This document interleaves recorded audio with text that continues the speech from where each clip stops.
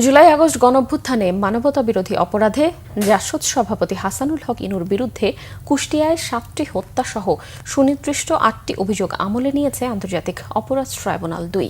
২৯ September তাকে হাজিরের নির্দেশ দিয়েছে ট্রাইব্যুনাল।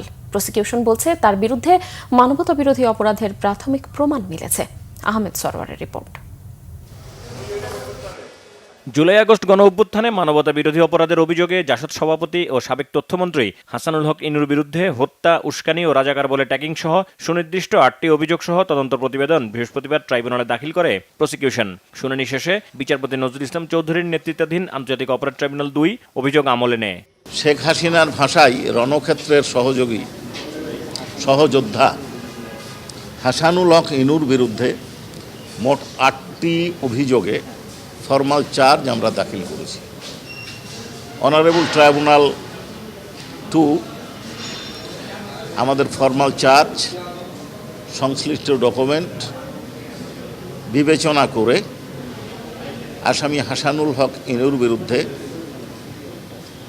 ৮টি চার্জের অভিযোগ আমলে নিয়েছেন এবং আগামী ২৯ তারিখ প্রোডাকশন ওয়ারেন্ট, যেহেতু সে অন্য একটা মামলায় আটক আছে, তাকে অনারেবল ট্রাইব্যুনাল ২-এ হাজির করার নির্দেশ দিয়েছে। প্রাথমিক প্রমাণে অভিযোগগুলো গ্রহণযোগ্য হয়েছে বলে জানিয়ে প্রসিকিউশনের পক্ষ থেকে বলা হয়েছে, ইনুর বিরুদ্ধে অভ্যুত্থান দমনে বিভিন্ন সিদ্ধান্ত গ্রহণে সরকারকে সহযোগিতা এবং উস্কানির অভিযোগ আনা হয়েছে।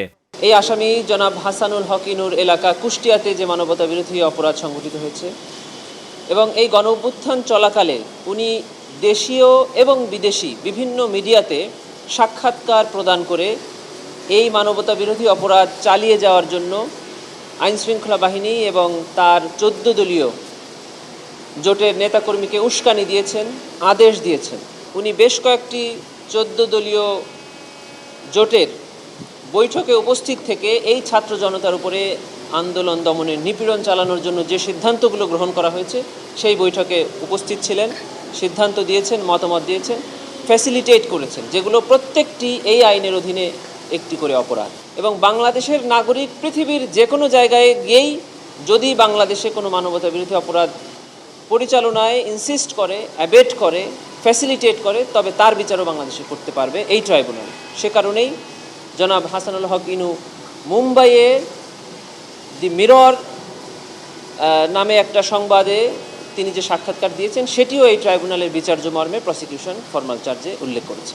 এদিকে চাংখারপুলে মানবতা বিরোধী অপরাধের মামলায় ১৭তম সাক্ষী কনস্টেবল আশিক খান সাক্ষ্য দিয়েছেন। সাক্ষ্য গ্রহণ ও জেরা করা হয়েছে আশুলিয়ায় পুড়িয়ে হত্যার মামলার আসামিদের।